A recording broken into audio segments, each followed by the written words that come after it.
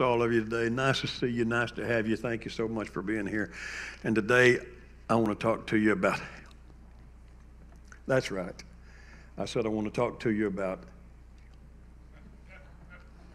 I don't want to say it very loud. I don't want to come across like a fire and brimstone preacher, so I just want to talk to you about, and not going to raise my voice. It's just going to be about, and I realize it's a delicate subject. It's certainly nothing that you would want to put on the bulletin and know was coming, because had I done that, you wouldn't be here today. So I just want to talk to you about it.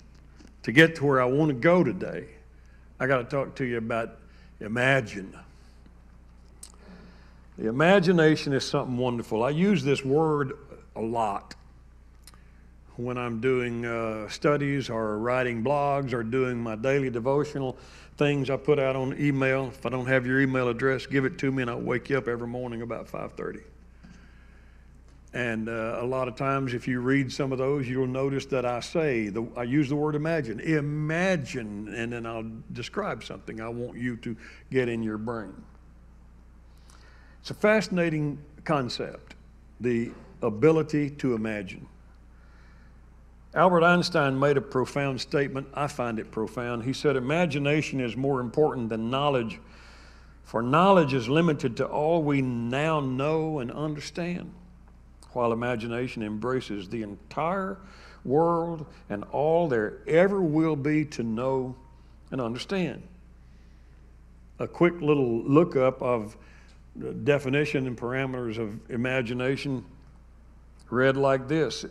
Imagination, also called the faculty of imagining, is the ability to form new images and sensations in the mind that are not perceived through senses such as sight, hearing, or other senses. Imagination helps make knowledge applicable in solving problems and is fundamental to integrating experience in the learning process. But imagine Einstein's comment. If I can tweak his comment just a little bit, imagination is greater than knowledge. When Einstein said that, he meant that if we're able to take what we know today and use our imagination to propel us into something even bigger and better, then we have simply used current knowledge as a springboard to imagining dreams. I like the car that is parked in the front. Reed drove yet a different one. What year model is that one?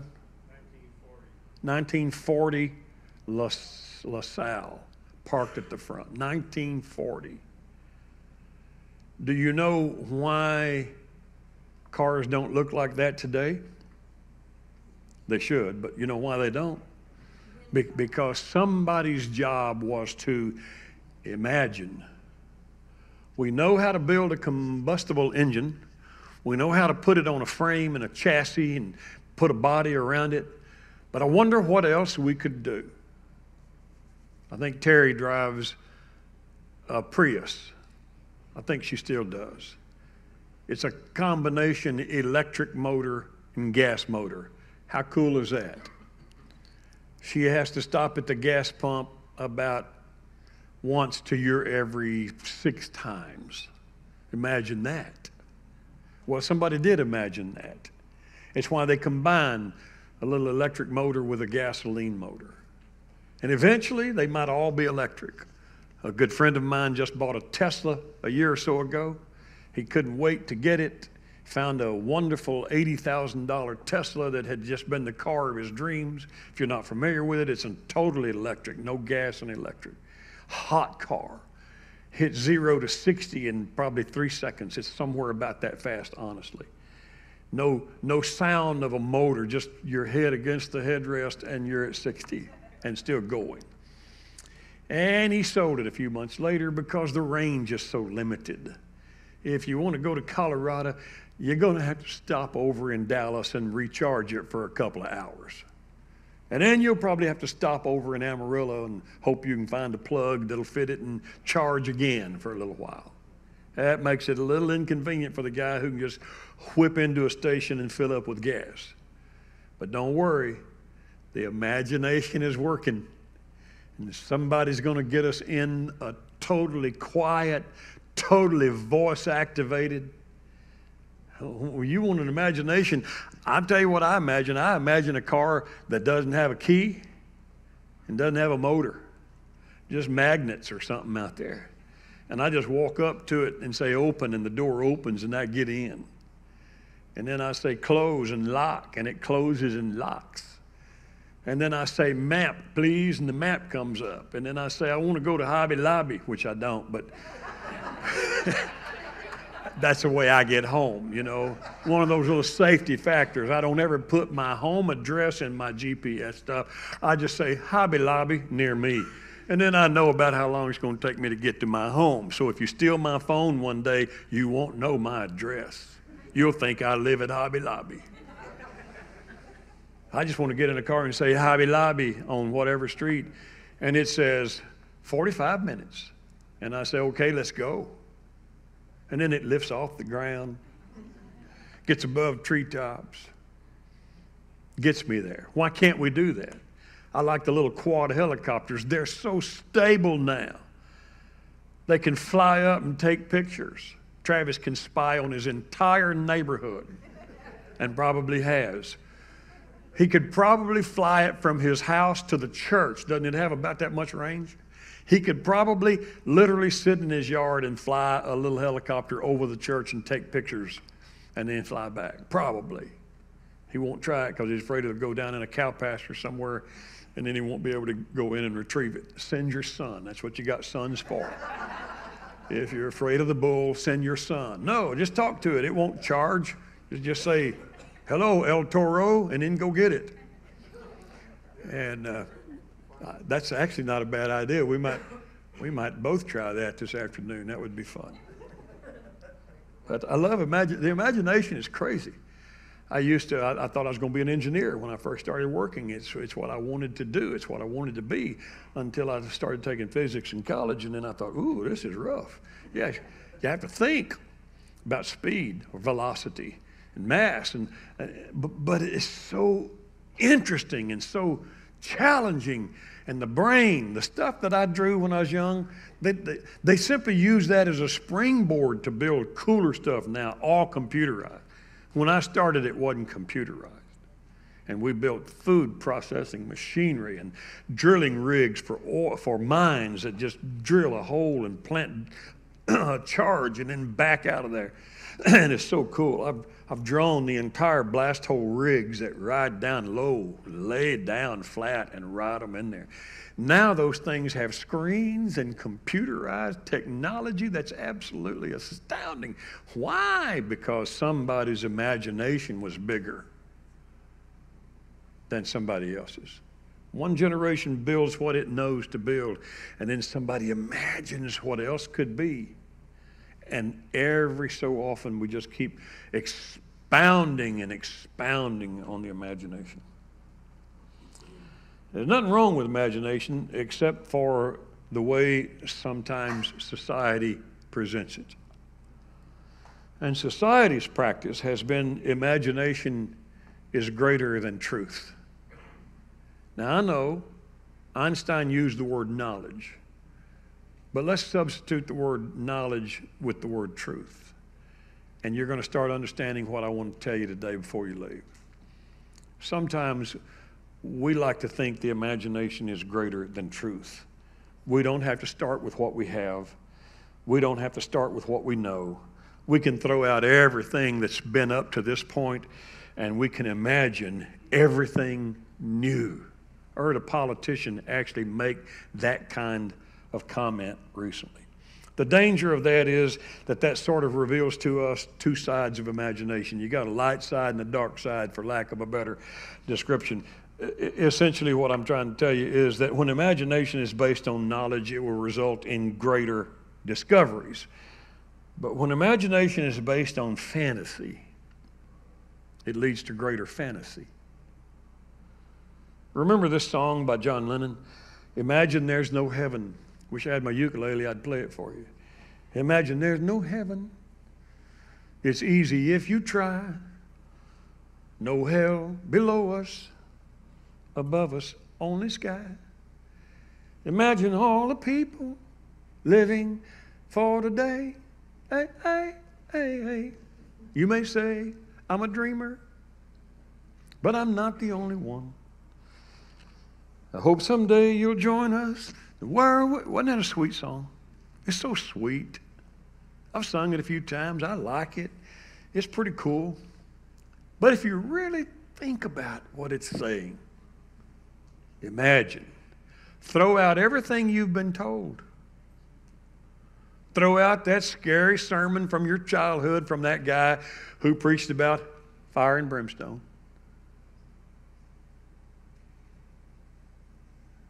Forget every time you heard some Bible thumper say, I don't want you to go to. I'm being quiet today. I don't want you to think I'm that guy. And what the song really did is sort of reflected a mood for a people, a nation, a movement. Let's pretend there's no heaven or hell. Let's imagine what if there's not. Let's just give the possibility that there's not. Let's throw out everything we've heard, taught, been read. 3,500 years in the writing. It's old. It's antiquated. Let's throw it out. What if it's all wrong? Let's start with something new. The imagination that's not based on what we've already learned to continue to propel us into something better, but the imagination that's based on fantasy itself because we throw everything we've learned out, that imagination only leads us to greater fantasy. We cannot, by imagination, turn a fantasy into a reality. And when we try to imagine a preferred reality, my reality versus God's. When we try to imagine a preferred reality, I like mine better than his. Mine doesn't have a hell in it. God's has a hell in it, not mine. In mine, everybody is saved. Everybody's loved. Everybody's good. Everybody's in the image of Christ in mine. But when we try to imagine a preferred reality, the result is deception. And there's the danger that all of us need to be aware of. Deception. It turns out the Bible has tons to say about deception. That word we started with, the title of our sermon, it's named over 50 times in the Bible. Not all those times are referring to that place of torment. Some of them are just referring to the grave, like David's, if I make my bed in hell, thou art there. Ever-present God. In the grave he's talking about, not in that place of torment. But nonetheless, the word is over 50 times. And then you got the references in the New Testament by Jesus himself, where the worm dies not and the fire is never quenched. Humans don't want to go there. I think I know what he's referencing, even though he doesn't use the word. Be not deceived, 1 Corinthians 6:9, 1 Corinthians 15:33, Galatians 6:7, James 1:16, all warning us, Christians, all written to churches, do not be deceived. Deceivers are coming. Paul wrote to young Timothy and said, in the last days, seducers, deceivers. There are many deceivers already present. Titus 1:10, 2 John 1:17, 1:7, Revelation 12:9. And then the spirit of seduction, Revelation 2:20, 1 Timothy 4:1, 2 Timothy 3:13. And then sorcerers are mentioned in the closing book of the Bible, Revelation 21:8, Revelation 22:15. And the 22 and 15, I'm going to read the context of verses around it, starting with verse 12. Jesus saying, behold, I'm coming soon, bringing my recompense with me to repay everyone for what he has done. That's Christ saying that. I am the Alpha and the Omega, the first and the last, the beginning of the end. Blessed are those who wash their robes so that they may have the right to the tree of life and that they may enter the city by the gates. It means come through the gate that leads to life everlasting, the narrow gate. You remember the straight and narrow way and the gate and one door that enters into, and I am the door, Jesus said. Outside, not in the gate, the ones that didn't pass through, the ones that didn't come through the door. Outside are this is Jesus still talking. I'm sorry for the offensive language. I realize it offends some people to hear people referred to as dogs. He is not talking about pets. This is not the secret life of pets. Dogs and cats don't get to go through the door. This is actually a euphemism for humans. But it's Jesus, and I'll go ahead and apologize for him up front. He just was born before politically correct terminology came along. Outside are the dogs and sorcerers and the sexually immoral and murderers and idolaters and everyone who loves and practices falsehood. Let me take that highlighted text and amplify just for a moment. Outside, remember where outside is. You didn't pass through the gates. You didn't pass through the only door. I am the way, the truth, the life. I am the door. By me, you enter in. Outside of me, no one enters in. That's what Jesus said. So outside are the dogs and sorcerers. If you look up the word sorcerers, you don't have to take my word for it. Go to blueletterbible.org and you can pull up Greek and Hebrew and every other lexicon that your heart desires. So you go pull them up sometime. Don't take my word for them. Sorcerers refers to, that should say practitioner. Typo, practitioner. Practitioner of the magical arts. Fantasy. Somebody say fantasy. That's deception, you understand. That's where the imagination builds a theory based on nothing except the imagination. Imagine there's no heaven. Imagine there's no hell. Imagine that everybody is just going to go to whatever they desire. For me, it'll be a golf course. For some of you, it'll be a beach. For some of you, it might be a garage building cars. For some of you, it'll be, what? Hobby Lobby. This is getting really bad now. Some of you, maybe just the backyard. But you're going, it's going to be a big one. My father was so simple-minded that he thought heaven would just have houses and cabins. And he often prayed, I'm not worthy of a big mansion, God, but I'll take a cabin in heaven anytime. And he believed that's, and maybe he's got one today. I don't know how it works. I just imagine that none of it exists. When we die, maybe we just die. I don't know. But I do know this, that Christ saw fit in the last book that man would ever write that would be included in an incorporated collection we call the Bible, the anointed and inspired writings of the apostles combined with the Old Testament prophets. We put those together, trustworthy books, anointed and inspired by God, and John writing under the influence of the Spirit, quoting from Christ, said, outside the gates or the door are dogs, and for some reason, those who practice fantasy. And then he combined that with, and everyone who loves and practices falsehood. And if you look up that word, we want to just say, who lies, but that's not right. It's everyone who believes whatever he chooses to believe, not what truth is. He makes it what he wants it to be, and then he presents it as if it is. But no matter how many ways you take fantasy and call it truth, it's still not truth. It's still fantasy. No matter who says it, it's still fantasy. No matter if your favorite TV Star says, are you kidding me? You think there's only one way to God, and you think Jesus is the absolute only way anybody could find God? Are you out of your mind? Well, I don't want to argue with you because you're worth $11 billion. You must know. You must be right.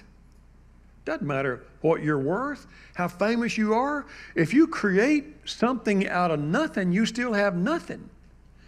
If you build a fantasy on a fantasy, you still have a fantasy. If it's not built on, your imagination is great. The Bible even says, hey, eye hasn't seen, ear hadn't heard, neither has it entered into the heart or brain of a man what God has prepared. Oh, I like to imagine what He's prepared. But the only starting point I've got is He said He prepared a place for me. I go to prepare a place for you, that where I am there you may be. Oh, God, I'm going to where He is. I can fantasize about that. And my fantasy will probably have a golf course.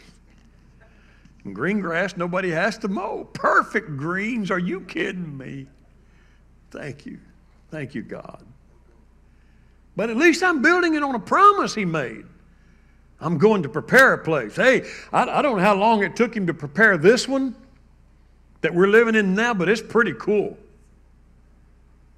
And whatever He's been preparing for the last 2,000 years, I bet it's pretty cool.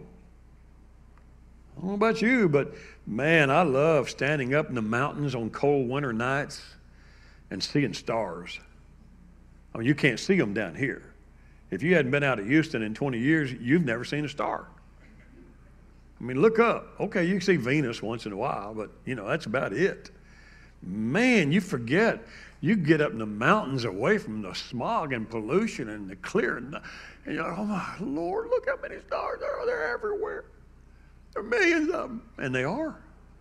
And David, before smog and pollution, David would lay out in the pasture with his sheep, and he would say, man, when I consider the stars and the moon and the heavens, the work of thy fingers, I'm compelled to ask, what is man that thou art mindful of him? That's David. He's building his fantasy and his imagination on something, not just throwing everything away and saying, imagine there's no heaven and imagine there's no hell.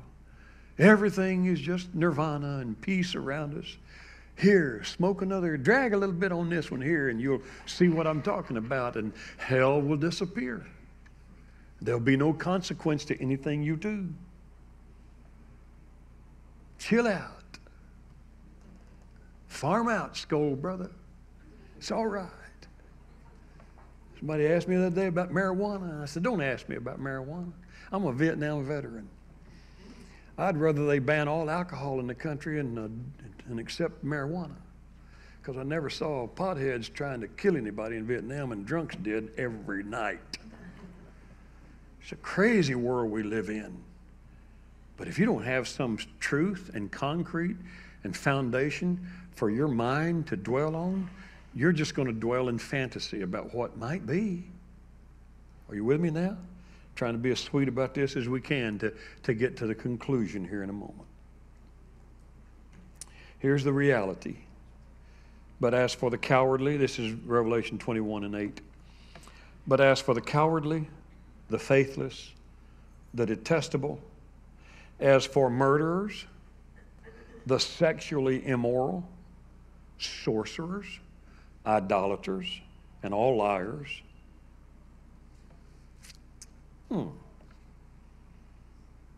Are you reading the screen? Yeah. Still Jesus talking. Their portion will be in the lake that burns with fire and sulfur. That's brimstone, for you folks that want the old-timey word in there, which is the second death. And here's what we've done in the modern American philosophical age. We have juxtaposed our way with God's word. And we have decided that we like the fantasy side better. God is love. God doesn't judge. God accepts me as I am.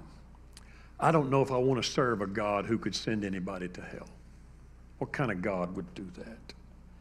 Hell is just something churches use to control people. What kind of God would create a place of torment? Grace covers everything, doesn't it? So you can't be lost because of bad choices. You can't be lost if you're, what's on the left side, a detestable, faithless, murderous, sexually immoral, fantasy-loving, idolater, liar, but that's okay, grace. I just close with 3 questions. Number 1, if there's a hell. I'm just going to throw it out as an if. I'm just going to say maybe there's not, but let's say there might be. So if there is a hell, question number 1, who's going there? I want your brain to work with me for a moment today before you go home. You just got to think. And don't dare look over at your wife or husband. This is not about them. That's just me trying to see if you are.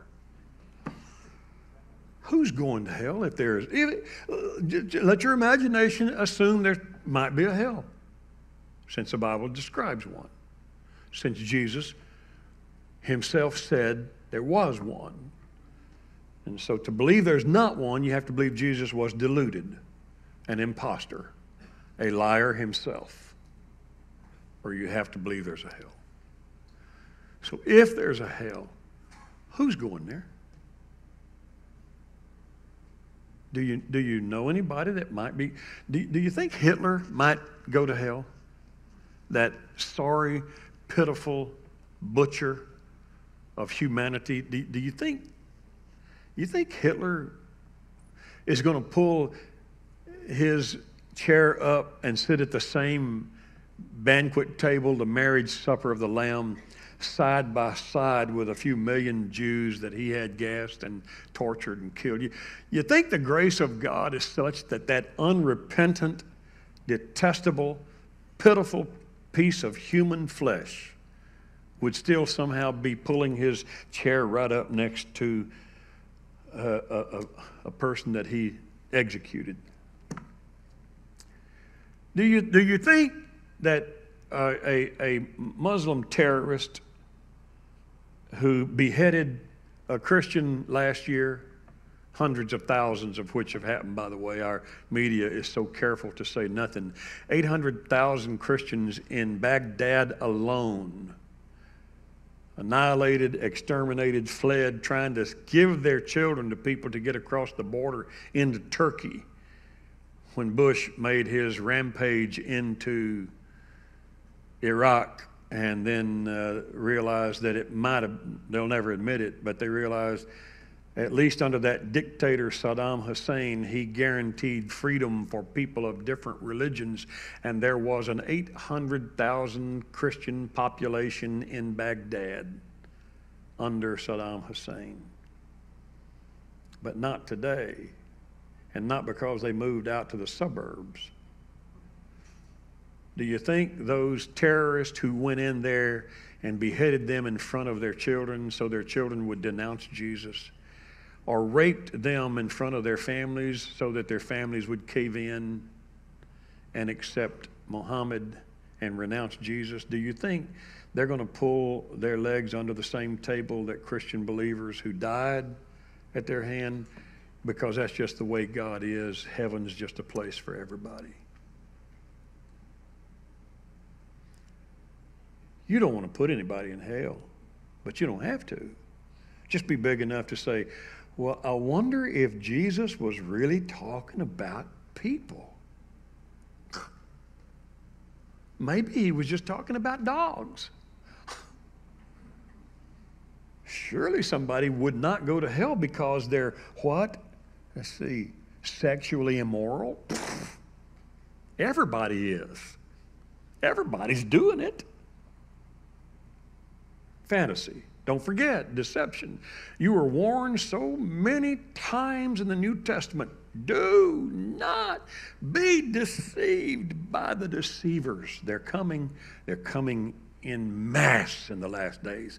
Evil men and seducing spirits going to get worse and worse. Be not deceived. Be not deceived. Be not. Over and over he warns, don't be deceived. And here we are. Scared to death to say, well, maybe there's a hell somebody's going to. I can't imagine who, though. What? How about murderers? You think Charles Manson might go to hell if he doesn't repent and acknowledge his sin? And you think Jeffrey Dahmer? You think somebody killing and eating boys' bodies might be enough to send them to hell? Or yeah, I don't know. Now, I'm just asking you to think, if there's a hell, who's going there? Number two, if there's a hell, what is your church doing about it? What are we doing about the fact that there might be a hell? Are we trying to keep anybody out of there? Is there a purpose to our preaching that maybe is designed? Is it, I mean, are we just, we're not, I want you to understand today that we're trying to live in not a fantasy world. We're trying to live in a biblical world. And in a biblical world, sexual impurity was condemned badly. So when we preach against it, we're not just trying to say the government cannot tell you, and we hate the government and we're anti-government. No, we're just not about a political thing. Somebody asked me just recently, trying to pin me down at breakfast at a restaurant. Preacher, what do you think about same-sex marriage? I don't think about it at all. Why? Well, I mean, you know, you preach against it. Well, what does that mean, do I preach against it? I preach against all sexual immorality. Well, you think that's immoral? Well, duh. Boy, where you come from? Because it's political.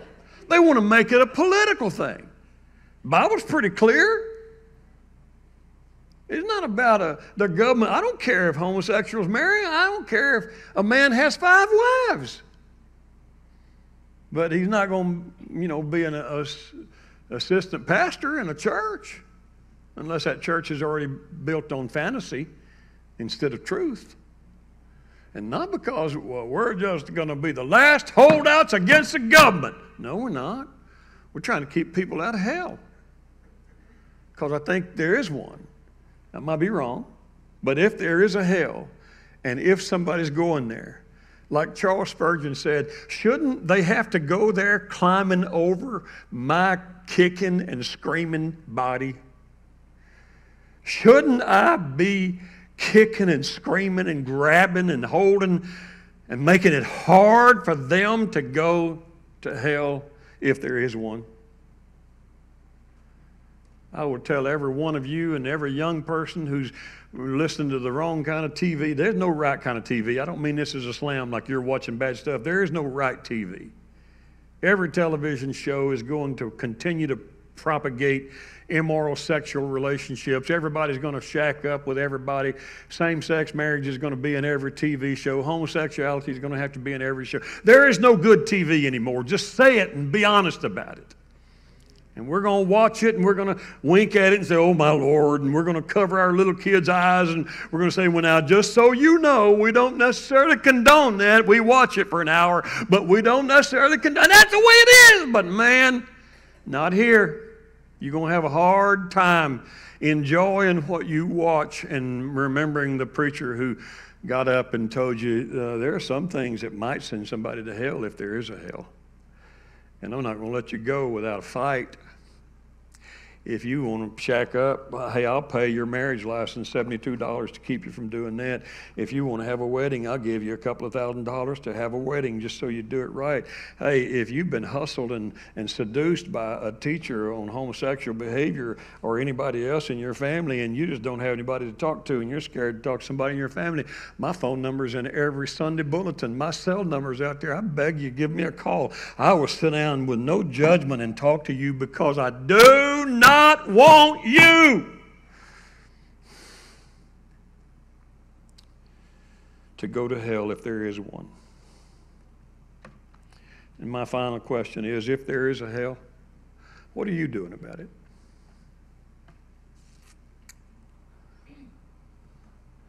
Are you trying to save your sons and daughters? Are you trying to save your grandkids? Are you trying to save each other?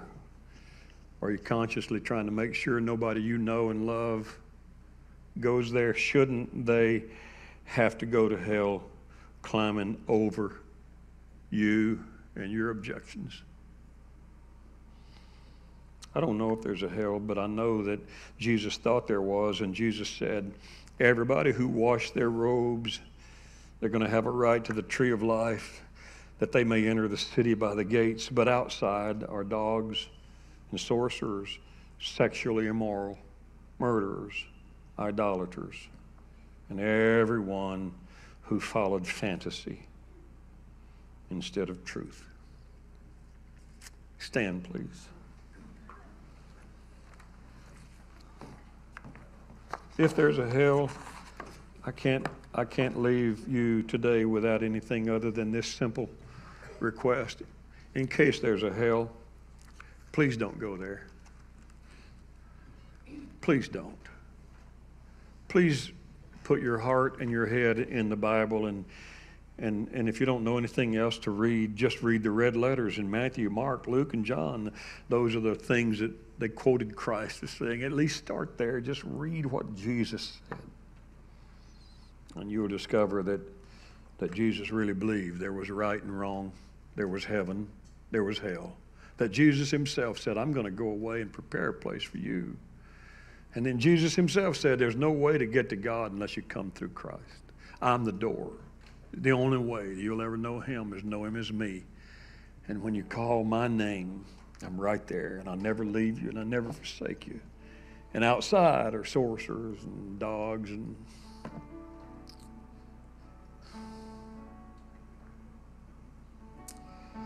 God, our hearts ought to break sometimes with the idea that anyone we love would ever be lost. That anyone we bury, that anyone not serving you, if at some point in the future there is a rapture and a redemption of the church, whatever happens first, our death, or redemption, or resurrection, there ought to be something in all of us that want to make sure we're on the right side of truth and not living over in fantasy somewhere. I cannot imagine today that there's no heaven and there's no hell, because there's absolutely no substance from which I can imagine that. I have to take the promises of 3,500 years ago when Moses and the scribes wrote the first 5 books, the Torah, and the promises of a Messiah that were coming in those early days.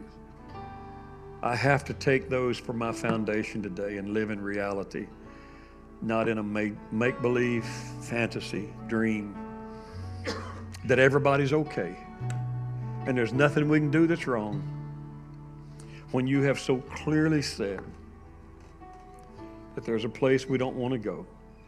And there are people who are going there. I ask you today, as just as pastor and friend, shepherd, if you please, please don't let anyone in this church be lost. Don't let anyone follow fantasy instead of truth. And especially don't let anyone that we love and know right here ever be lost, and us not having made an effort to make sure they do not be lost. We'd do anything we could do. We'll listen to problems. We'll solve them when we can. We'll pay for things out of our pocket if that matters, to keep somebody on the right and straight and narrow path. Our hope is that there's also a heaven, and that we're the ones who pull our legs up under the table because we have washed our robes in righteousness. Somebody say, I was glad when they said unto me, let us go into the house of the Lord. Give the Lord a hand of praise today. Father, thank you. Father, thank you. Father, thank you. You must believe in Jesus Christ.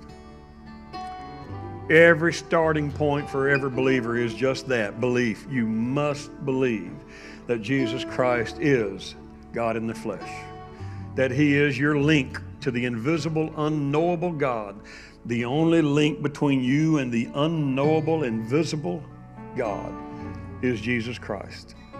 You must accept Him as your Savior.